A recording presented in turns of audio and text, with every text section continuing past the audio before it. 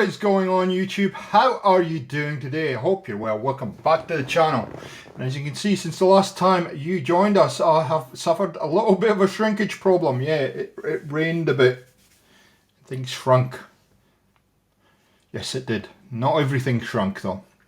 So I'm feeling a little bit salty today.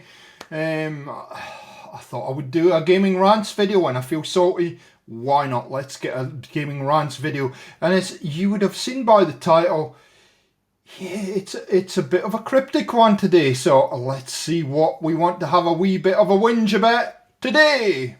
So I've got a red colour on today. I reckon it's a Red Bull kind of angry colour today. Although I'm bouncing a bit. I need a little bit more coffee just to calm me down, I think, this morning.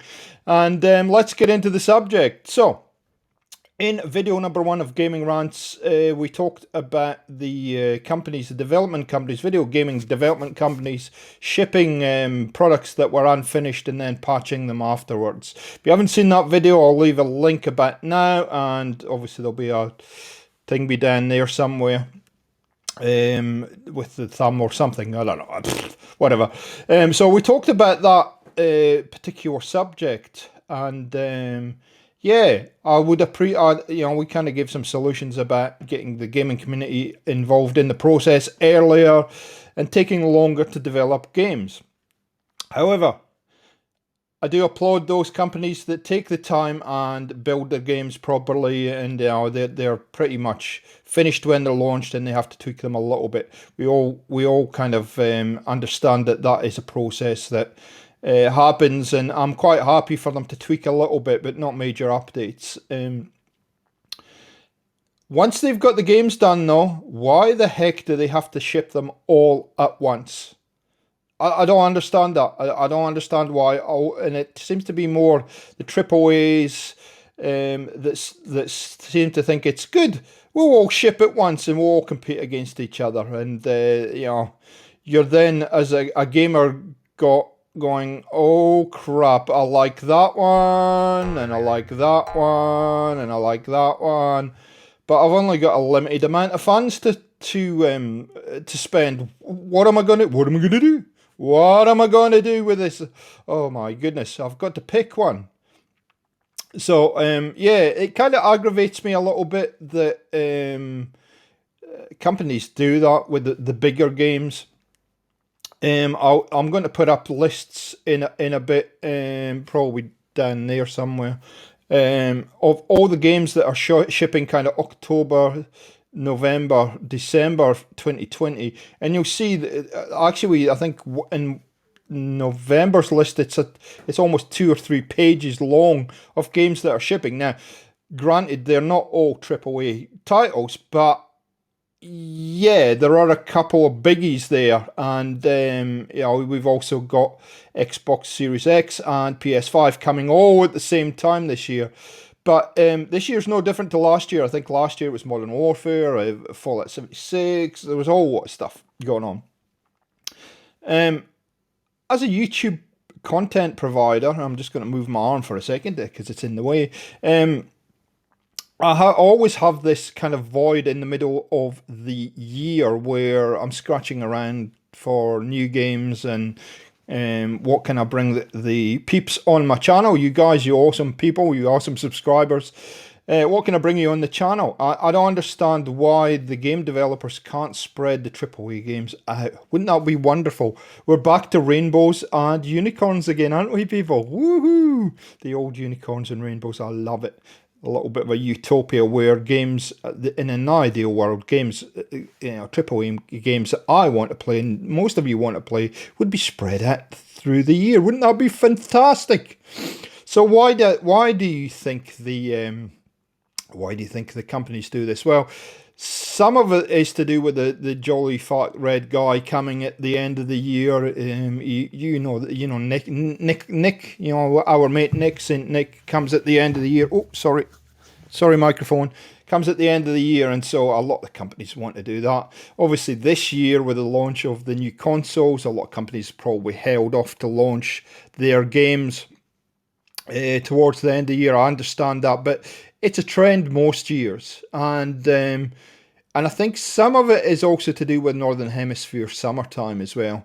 Us poor suckers in Southern Hemisphere are freezing our what's off in the middle of the year. Our winter's kind of June, July, that kind of area. We'd love to have some AAA titles, guys, around that time to wheel away those dark, cold days in solitude at the arse end of the world. So I think that's a couple of things. I think, obviously their sales are big at the end of the year, but please, please, please, development companies, could you look into your hearts and maybe have a cycle that's a little bit more user friendly? As gamers, number one, we have limited funds to spend on games. Most of us.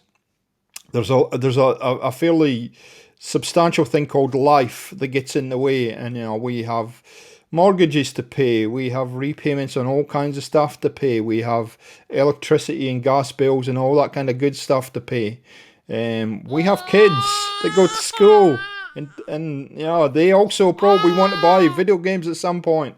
We have a lot of expenses, and so the video game kind of industry is considered more of a luxury. And so when it's considered a luxury, the amount of money you spend and when you spend it is way down the list.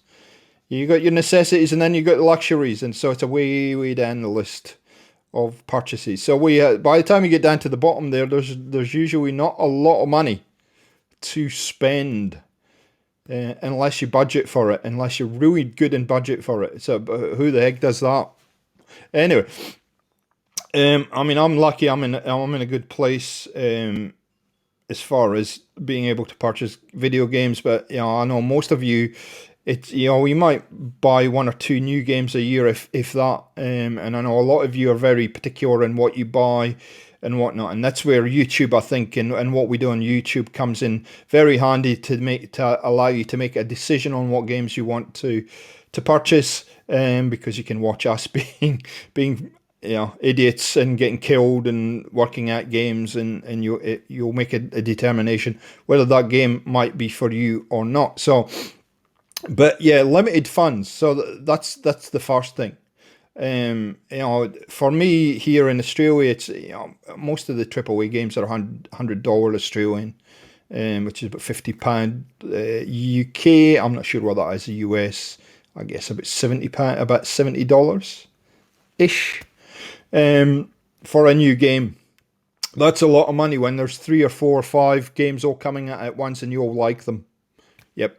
So that's number one. Number two, as with the substantial thing called life, we also have this kind of thing about how many hours we can dedicate a week to gaming. And if you look at something like a Assassin's Creed or a Call of Duty, we are talking hundreds and hundreds of hours. We're talking substantial amount of hours to put into that game. A lot of us don't have it. So if you look at Assassin's Creed, for instance, it's maybe 80 to 100 hours to finish an Assassin's Creed game normally, with all the side missions and the main missions and whatnot. In fact, Odyssey I still haven't finished. I'm nowhere close to finishing. I think I've got about 30 hours into that game or something like that, something ridiculous. So there's all that kind of time that you have to invest in the game. And then suddenly you got 3 or 4 games that are all saying, give me some time, me some time. It's impossible to do. So I would love to see, and I got to applaud Ubisoft again. I know I talk about Ubisoft and Bethesda a lot, but those are the gaming companies that I play the most. But I must applaud Ubisoft for launching Far Cry 6 in 2021, February 2021. They've kind of taken that out of the end of the year big launch cycle, and they're going to launch it next year. Now, it could be to do with COVID, and I'm surprised there's so many games launching at this time of the year in this year because of COVID. But anyway, it just shows you that it doesn't matter what happens in the world, that the end of the year is always going to be heavy. So applaud Ubisoft for launching it kind of early in 21, but I really would like to see the tech companies and the development companies spread out the AAAs a little bit for us, please. If you would, it would be lovely. So guys, it's a very short one today. I had it on my mind. I felt I needed to get it off my chest. I'd love to hear your comments on the subject and how you feel about this, but it's certainly something that I think needs to be changed, and we need to have a voice about this because, we've got lots of expenses around Christmas as well. So again, luxury items are down the bottom of the list. Unless you've got a petulant child in your ear going, Daddy, buy it for me. Anyway, guys, thank you so much for joining us on Gaming Rants. Very short one today. Hope you've enjoyed it. If you have, like ratings help the channel immensely. If you can share this out on your socials, I would appreciate it. We're getting some momentum on the series. I want to keep that going. And we will catch you next time on Gaming for XP. See ya!